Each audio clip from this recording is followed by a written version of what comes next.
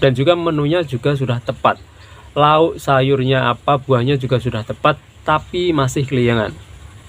Ada kasus yang seperti itu juga, dan saya pun pernah mengalami juga. Semuanya sudah saya tepati, sudah saya lengkapi, tapi saya masih keliengan.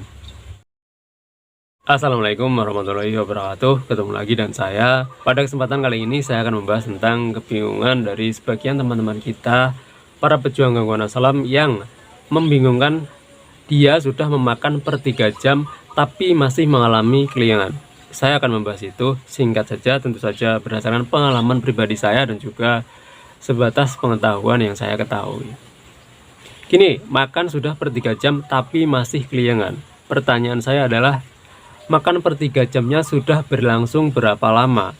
Kalau masih berlangsung beberapa hari doang ya berarti itu belum. Kita harus mengalami makan per 3 jam itu berlangsung lumayan lama, seminggu, 2 minggu, atau sebulan, 2 bulan, terus menerus, insya Allah keliengannya akan mereda. Jadi bagi teman-teman yang makan per 3 jam masih berlangsung beberapa hari, saran saya adalah konsistenkan saja. Kita konsisten sampai seminggu, 2 minggu, sebulan, 2 bulan, insya Allah akan membaik keliengannya. Dan pertanyaan berikutnya biasanya gini, sudah makan per 3 jam dan juga sudah konsisten, sudah berlangsung berminggu-minggu, bahkan sebulan, 2 bulan, sudah makan per 3 jam tapi masih keliengan juga.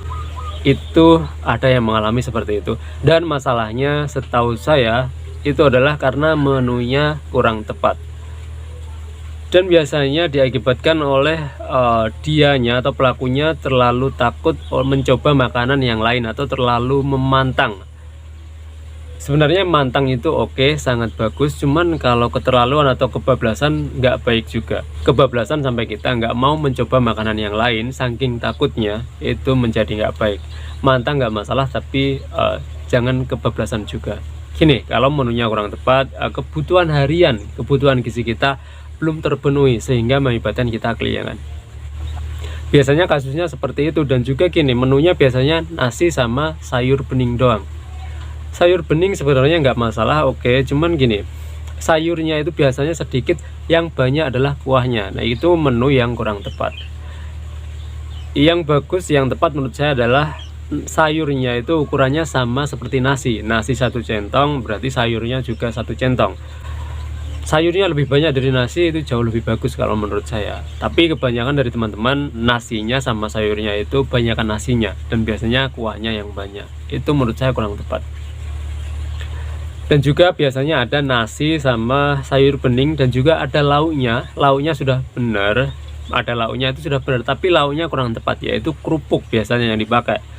Itu menunya atau lauk yang kerupuk itu menurut saya kurang tepat juga. Jadi sementara ini kalau bisa, lauk kerupuknya kita ganti dengan tahu, tempe, atau ikan, atau ayam. Itu menurut saya menu yang lebih tepat dibandingkan kerupuk itu tadi.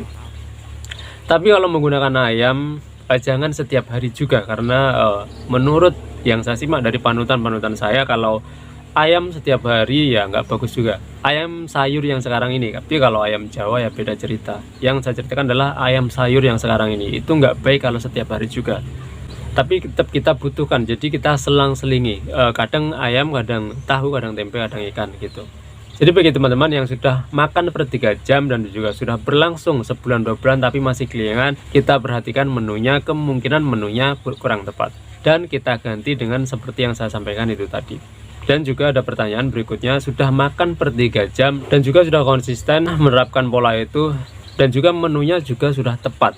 Lauk, sayurnya apa, buahnya juga sudah tepat, tapi masih keliengan.